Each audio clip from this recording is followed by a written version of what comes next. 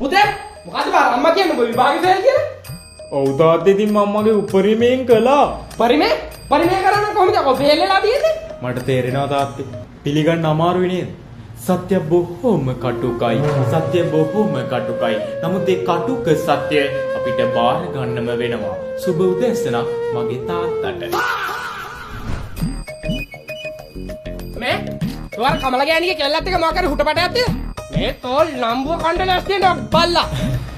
තාත්තට ආරංචි උනා? නෑ උඹ එච්චර ගොනෙක් නෙවෙයි නේද? දරා ගන්න අමාරුයි නේද තාත්තේ? මට තේරෙනවා. සත්‍ය බොහෝම කටුකයි.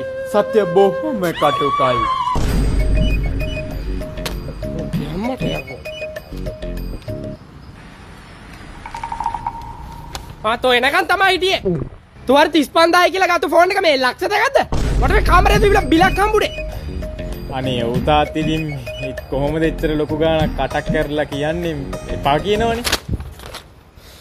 තෝනම් මහ පොල් බුරුවක් පිළිගන්න හිත දෙන්නේ නෑ නේද තාත්තේ?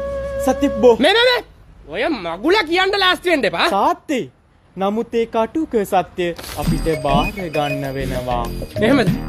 සත්‍ය කටුකයිනේ. තෝදන්නතු අරන් හදාගත්තේ කියලා. සත්‍ය බොහෝම කටුකයි. සත්‍ය බොහෝම කටුකයි. ඒ කටුක සත්‍ය අපිට බාර ගන්න වෙනවා. කොට බාර ගන්න වෙනවා.